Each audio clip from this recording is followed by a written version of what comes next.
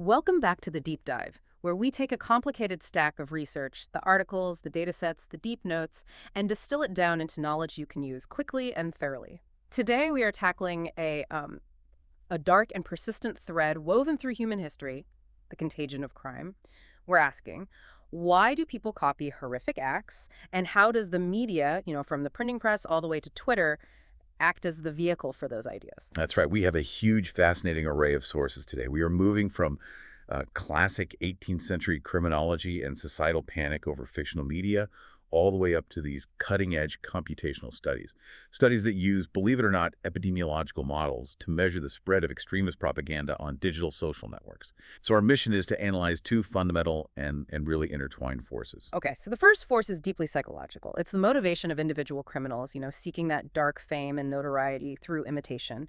And the second force is systemic and quantifiable. It's the sophisticated dynamics of information contagion, specifically how criminal ideas spread through modern digital networks.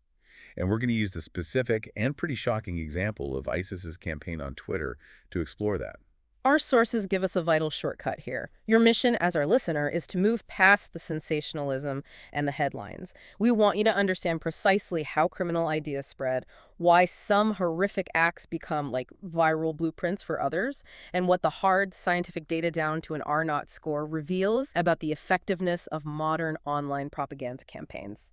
Let's unpack this. So when we talk about contagion, we have to start with the foundational concept, the copycat crime. Now, this is a term that gets used pretty casually in pop culture, but for criminologists, it has a rigorous formal definition that we really need to establish first.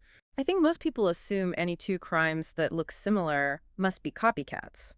If a bank robber uses a note in a ski mask in Boston and another one does the same in Seattle, is that imitation? Or is that just, common sense for a bank robber? That's the critical distinction. It's not about coincidence at all. It's about causality.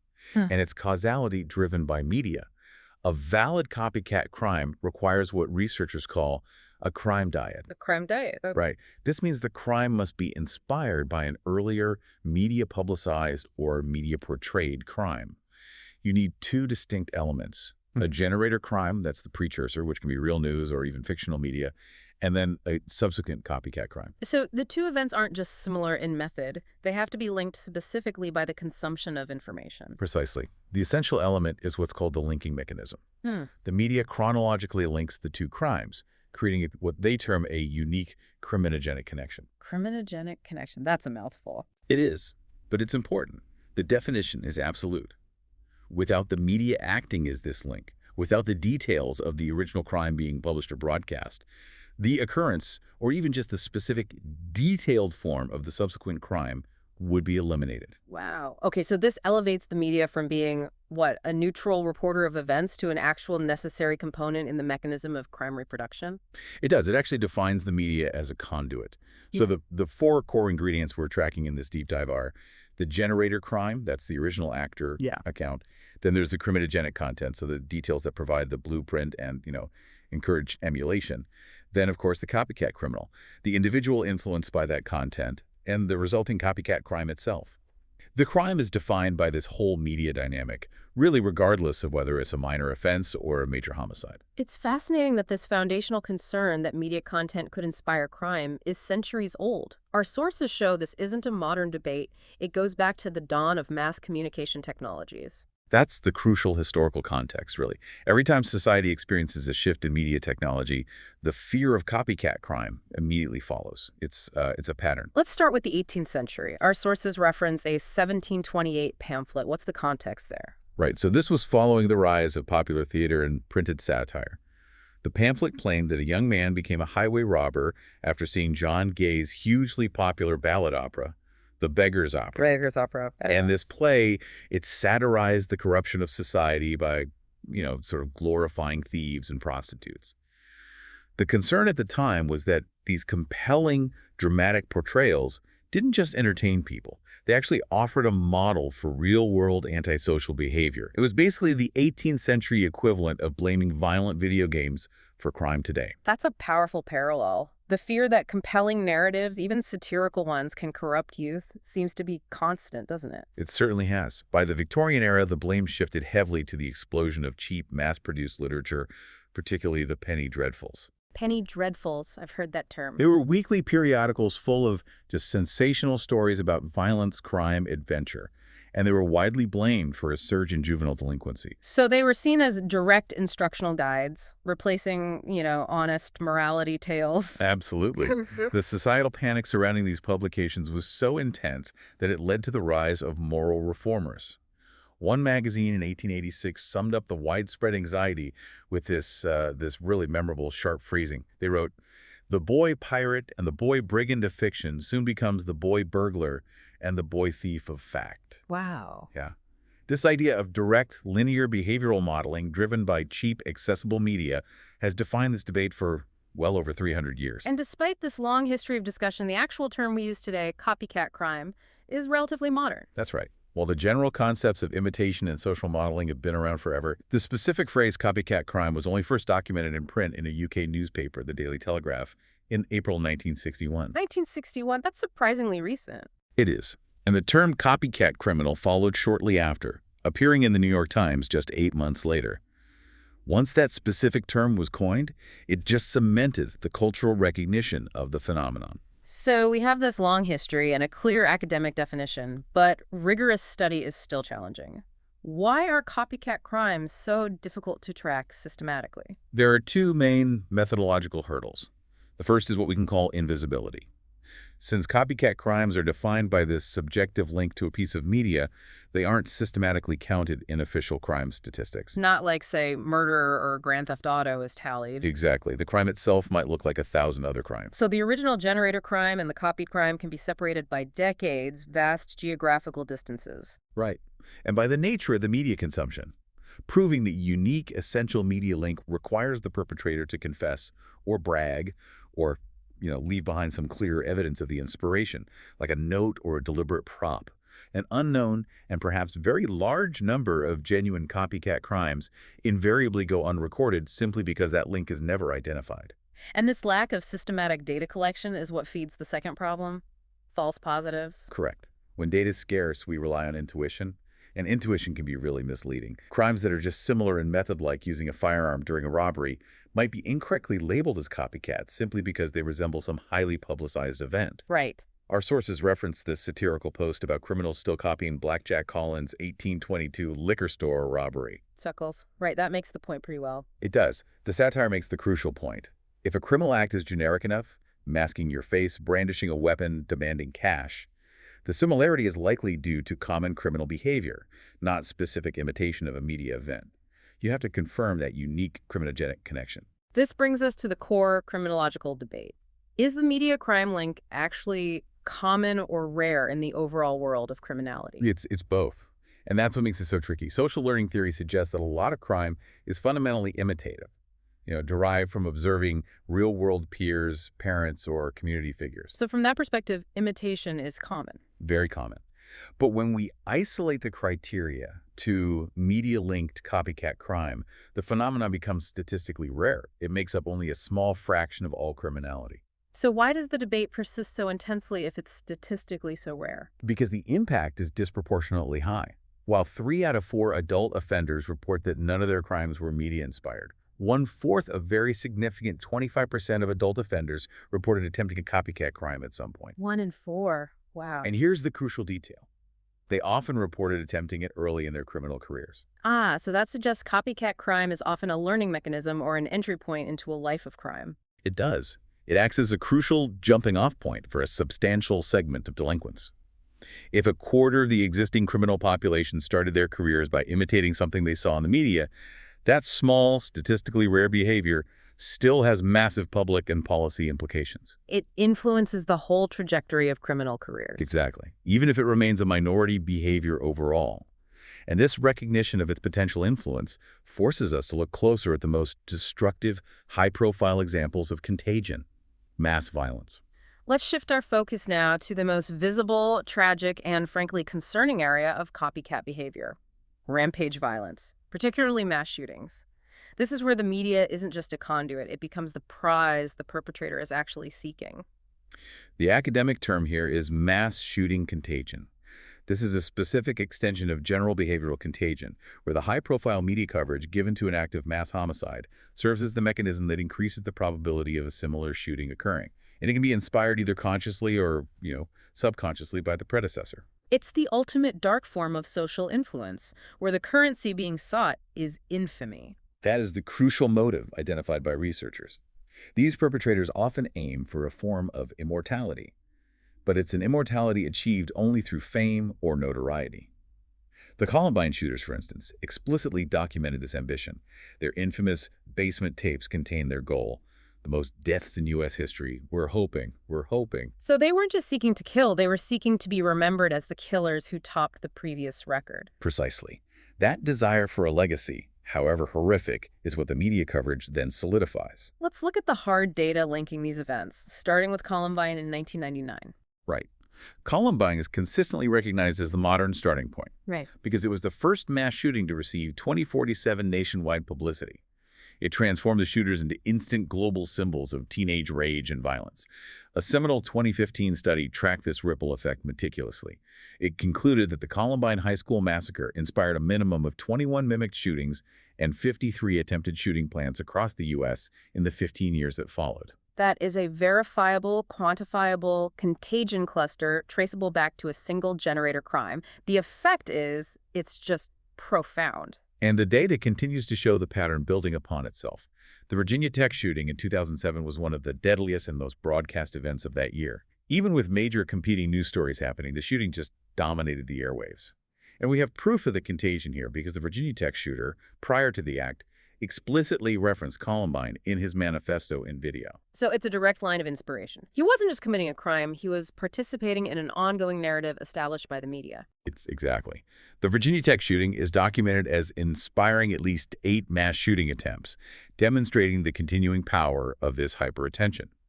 And it wasn't just the final act, but the documentation and media dissemination of the perpetrator's pre-crime output, the videos, the manifestos that fueled the subsequent contagion. And in some cases, the imitation isn't spontaneous at all. It's based on exhaustive, calculated research by the future copycat. The Sandy Hook tragedy provides a chilling example of this meticulous preparation. Yeah, that's right. The investigation into the Sandy Hook elementary shooter in 2012, Adam Lanza, revealed this intense, almost scholarly obsession with rampage violence. FBI Behavioral Analysis Unit teams discovered Lanza was highly active in specific online commentary forums about U.S. mass shootings. He had compiled a detailed spreadsheet studying over 500 rampage shooters. 500. 500. With Columbine and Virginia Tech listed as primary inspirations.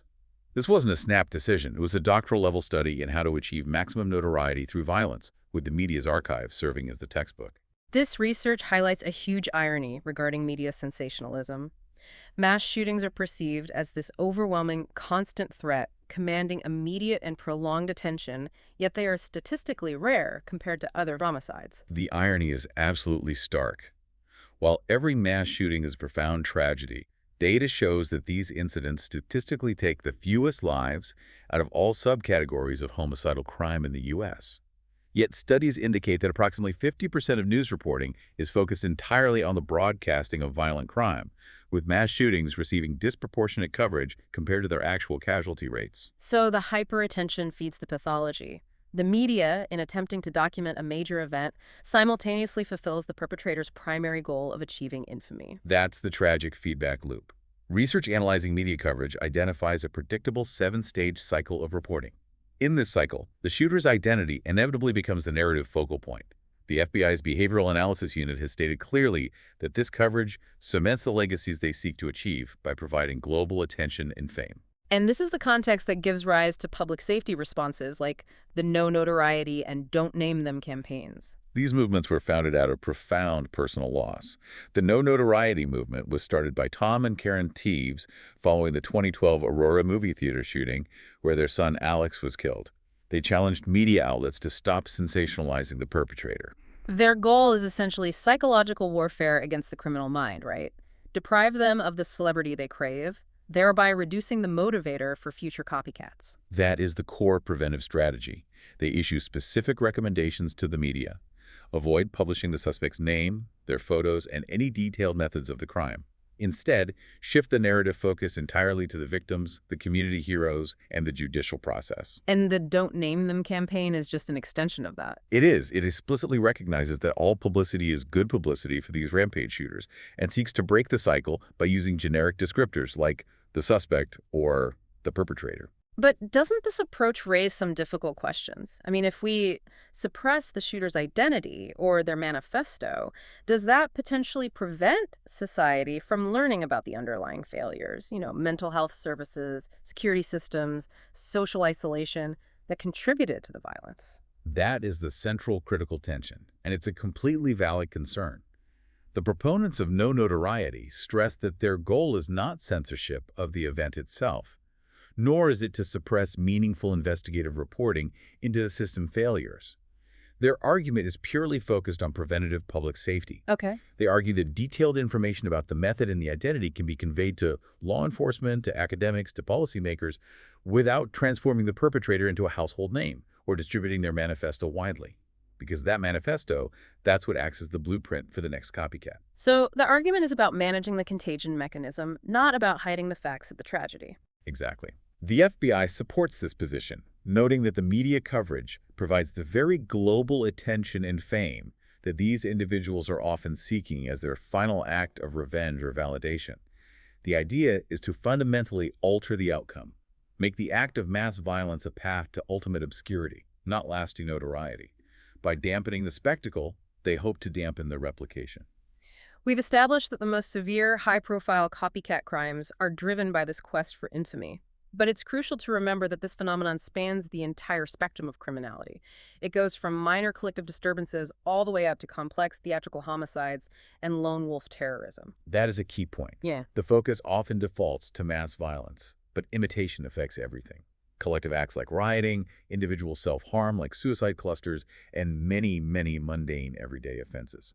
The contagion effect is fundamentally about information flow, regardless of the severity of the act. Give us an example of a mundane example that proves how infectious behavior can be when it's paired with accessible media. We can look at the ghostwriting the whip craze from the mid-2000s. This originated as a performance-style act and just rapidly spread.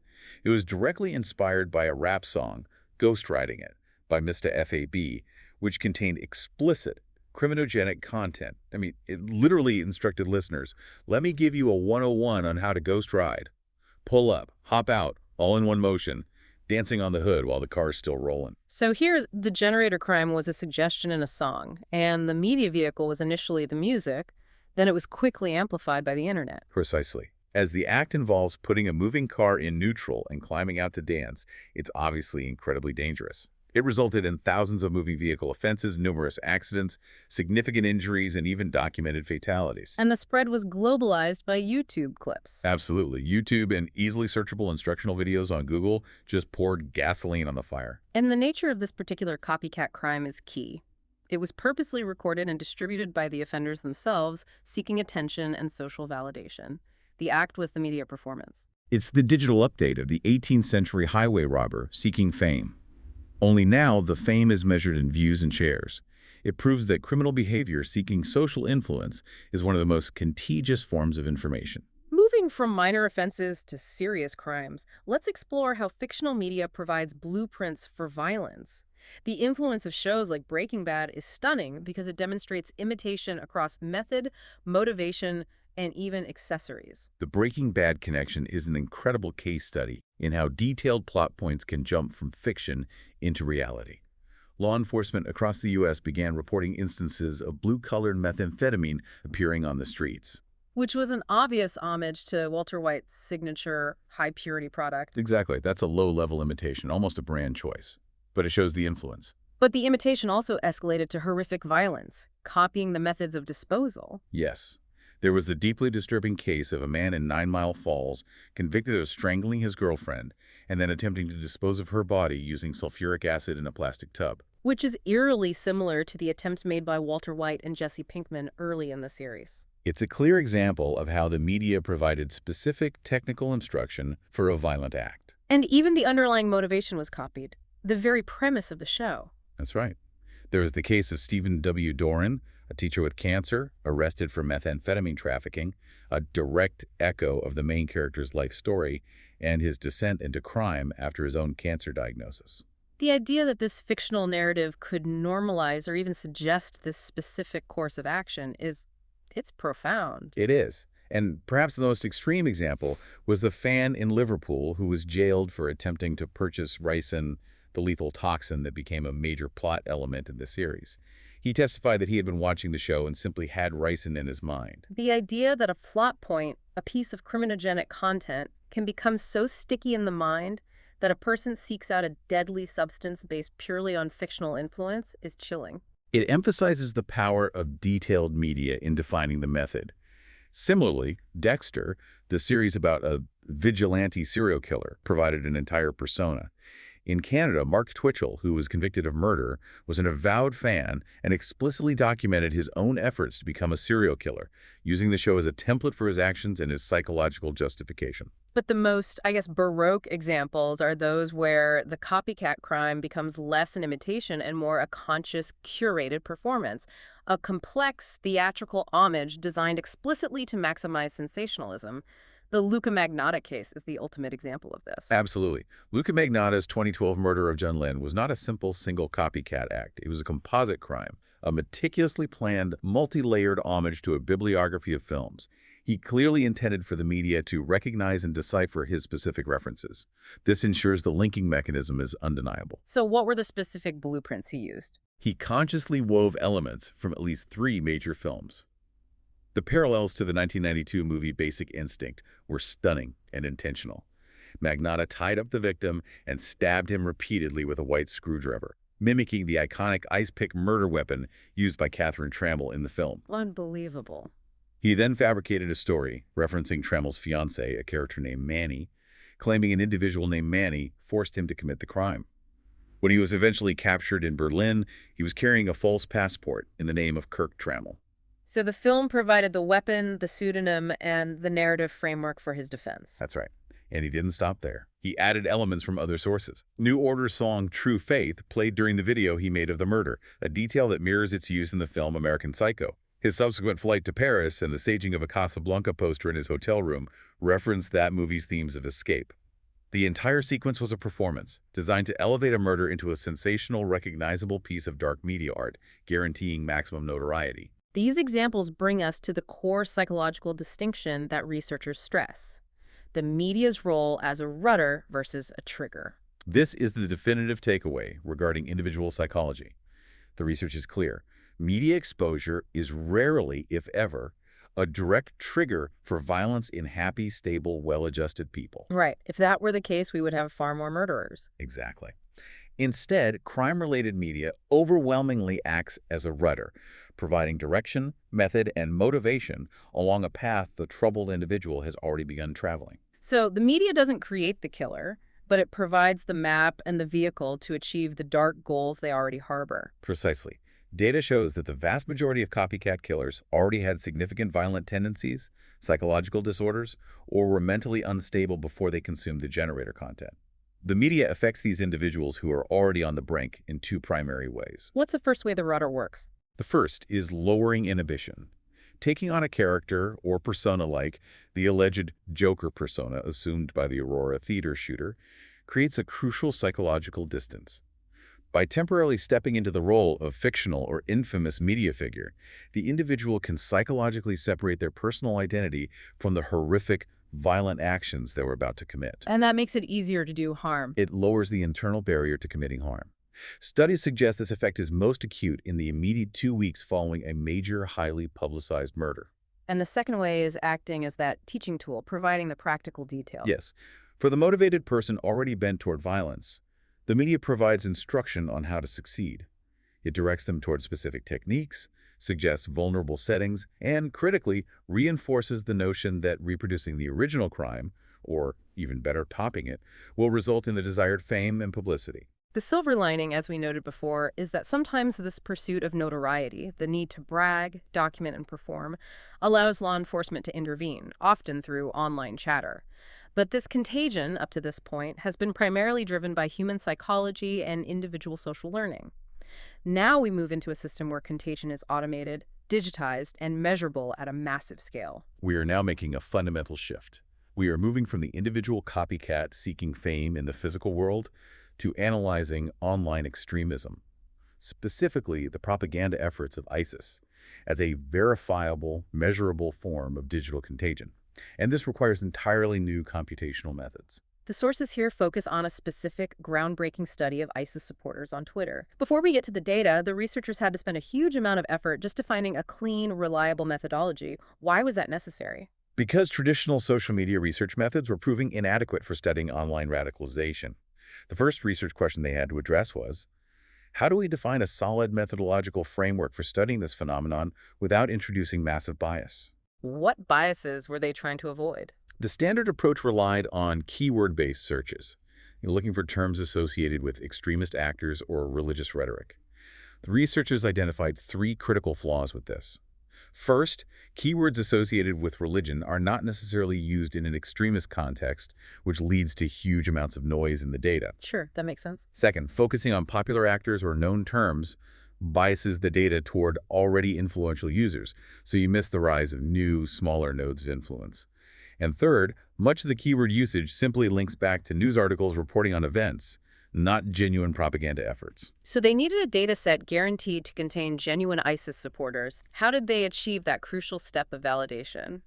They adopted a methodological best practice that relied exclusively on manual verification. The study used a list of 25,538 Twitter accounts that were manually labeled as ISIS supporters by a crowdsourcing initiative called the Lucky Troll Club. Okay, so it was human-curated. It was.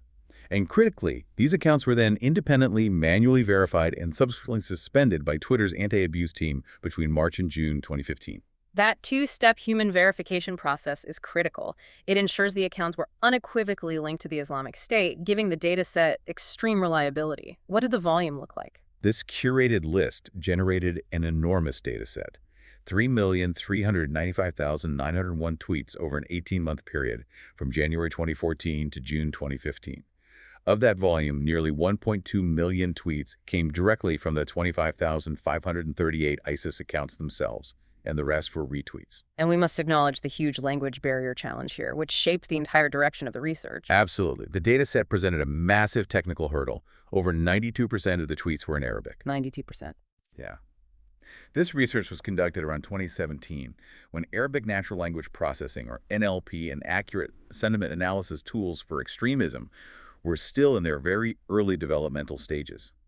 This meant analyzing the actual content for explicit meaning was highly challenging, often unreliable, and would have required prohibitively expensive, skilled human interpreters. So they made a strategic decision to bypass the words and focus on the mechanics of the network. Precisely.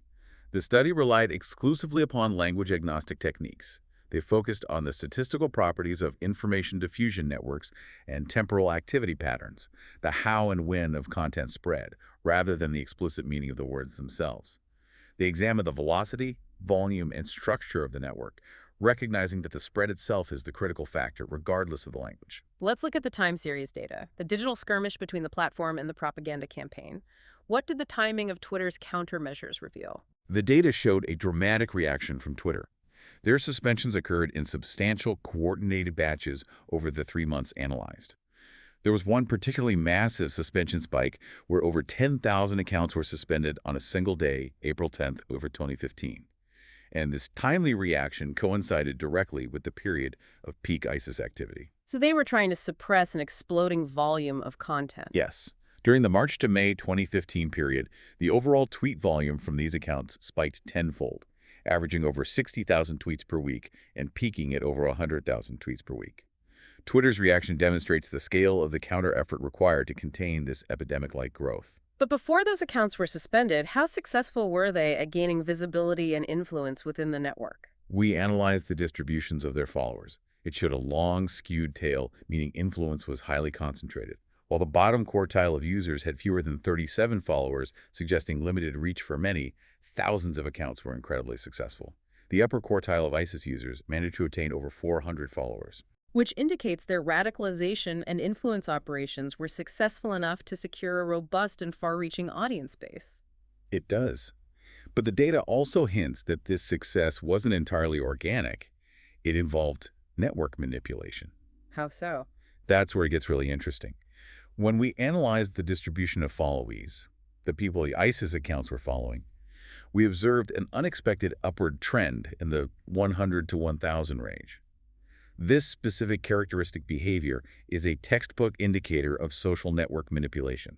What does that kind of distribution suggest they were doing? It suggests they were enacting deliberate, measurable strategies to artificially enhance their visibility. This pattern strongly points toward attempts to create reciprocal follow rings or cliques. Okay, break that down. What does that mean? Essentially, multiple accounts, potentially controlled centrally or using simple social media bots, would all follow each other. This reciprocal action artificially boosts their follower numbers, their activity metrics, and therefore their perceived visibility and influence in the algorithm. So they were not just relying on the content being infectious, they were actively building the plumbing to maximize that infection rate. Exactly. There was strong evidence suggesting the likely presence of bot activity used to maximize content volume and maintain these reciprocal rings. It demonstrates a conscious technical strategy to maximize propagation speed and reach before the platform could detect and shut them down. It's a sophisticated, automated approach to contagion. To move beyond simple counts of followers and tweets and truly understand who is driving the digital influence, the researchers had to introduce an advanced tool to categorize behavior, dynamic activity connectivity maps, or D-date maps. This is where the methodology gets highly technical, so we need a conversational analogy to make this stick. How does a DPAP work? Think of a date map like a performance chart for a social media SOC. We're measuring two key factors that define influence. It's a two-dimensional plot that captures both network status, how connected you are, and temporal activity, how often people mention you simultaneously. Okay, so what defines the horizontal axis? The x-axis. The x-axis represents connectivity growth.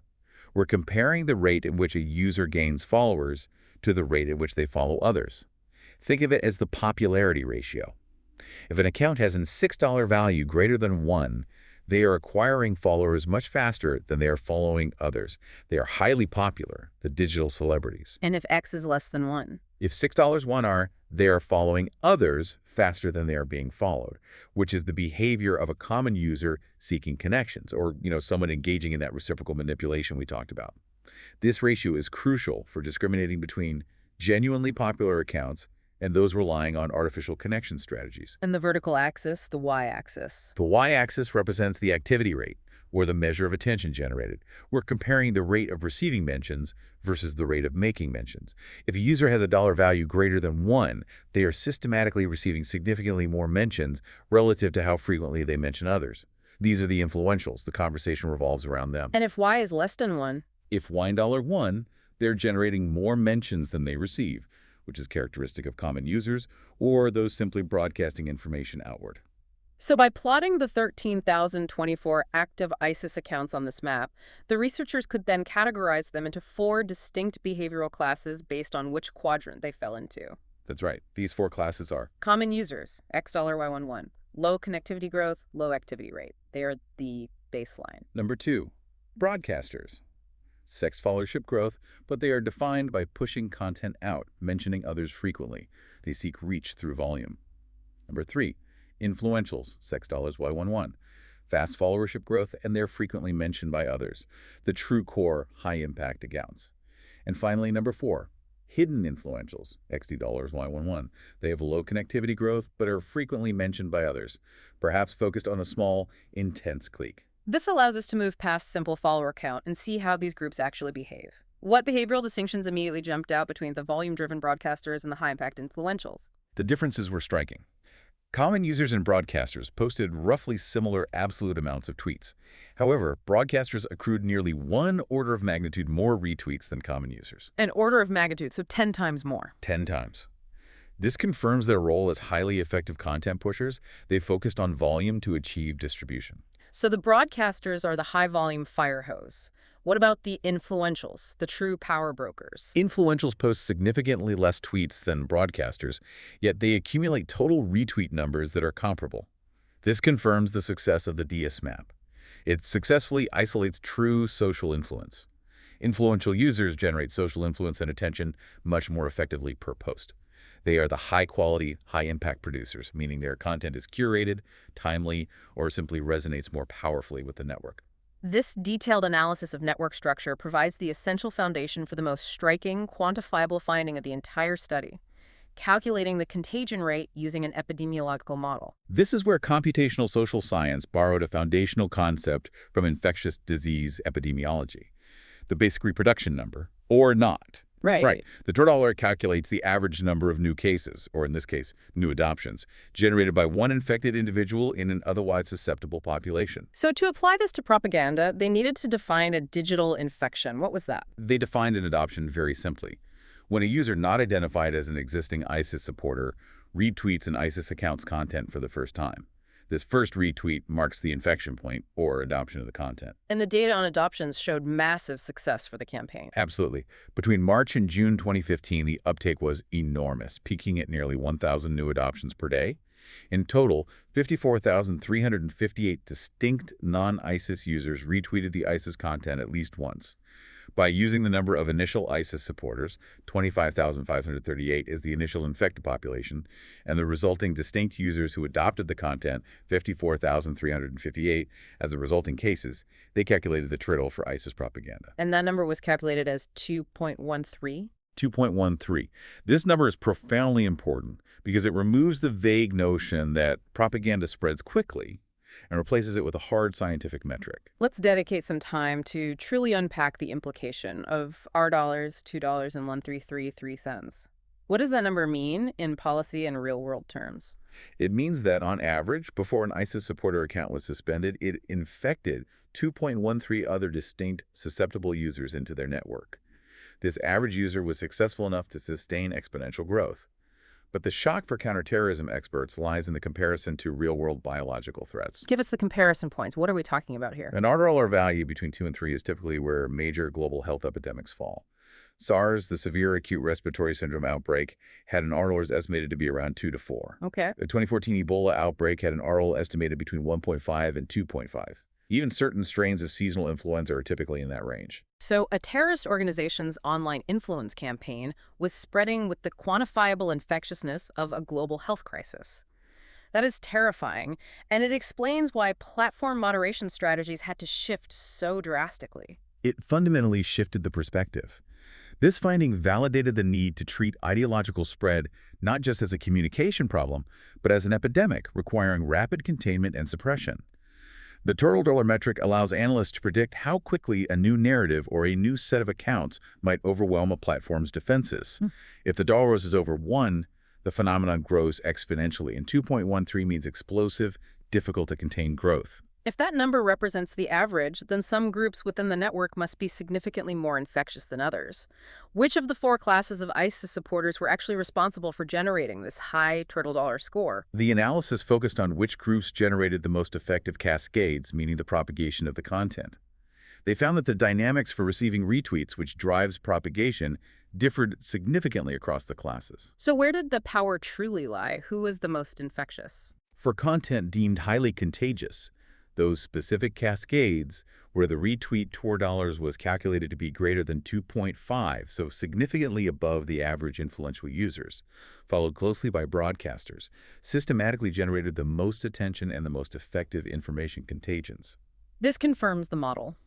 The common users provide the sheer volume of material, but the 2 high-efficacy groups, the influentials with their high-quality output and great attention, and the broadcasters with their high-volume distribution and wide reach, are the core vectors that drove the epidemic-like spread of propaganda. This quantifiable data provided the crucial insight. To maximize suppression efforts, platforms must target the influentials and broadcasters first, as suspending 10 of those accounts will have the same propagation dampening effect as suspending potentially 100 common users. The research moved the battleground from volume-based suspension to efficacy-based targeted intervention. # conclusion key takeaways. We started this deep dive centuries ago with the panic over cheap novels and finished with computational models measuring the spread of extremist ideology on Twitter. The connecting thread across all these generations and technologies is the power of media as a crucial conduit for infectious ideas, whether they are criminal or ideological. We explored the psychological mechanism first. Copycat crime, particularly the severe kind like mass shootings, is overwhelmingly motivated by the quest for notoriety and infamy, proving that for certain perpetrators, the pursuit of all publicity is good publicity is a fatal motivation. And we learned the crucial psychological distinction. Crime media acts less as a sudden trigger for stable people and more as a rudder. It provides direction, method, and lowers inhibition for those individuals who are already psychologically unstable or on a path toward violence. And this understanding informs public safety movements like No Notoriety, which seek responsible reporting to break that fame cycle. And then we shifted to the digital world. The computational study of ISIS propaganda showed that online contagion isn't random or purely organic. Extremist campaigns employ complex, often manipulative strategies, like reciprocal following cliques, to boost initial visibility. But the real epidemic power rests with the measurable core groups, the influentials and broadcasters, who efficiently generate those highly infectious cascades. So you now have a comprehensive framework for understanding how criminal ideas spread, from the crime dyad linking fictional murder to real-world homicide, all the way to the quantifiable epidemiological mechanics that Tory Dollar score, behind how organized ideological movements leverage modern digital networks to spread their toxicity. The discussion here isn't just academic, it has immediate public safety application. The goal of movements like No Notoriety is not censorship, but responsible media coverage for public safety. It's about trying to make the act of violence a pathway to obscurity, not a blueprint for the next generation of imitation. It's a battle against both human psychology and computational efficiency. Hashtag outro. The study of ISIS content adoption revealed that their propaganda campaign had a quantifiable reproduction number, the $2 zero, calculated at 2.13. This figure is comparable to major global infectious diseases like SARS or Ebola. So the online influence of a terrorist organization can be scientifically quantified as having the contagiousness of a major health epidemic. What does that shocking realization tell us about the required vigilance, the required technical countermeasures, and the necessary media responsibility needed to combat the spread of any highly infectious, destructive idea in our modern, globally connected information ecosystem?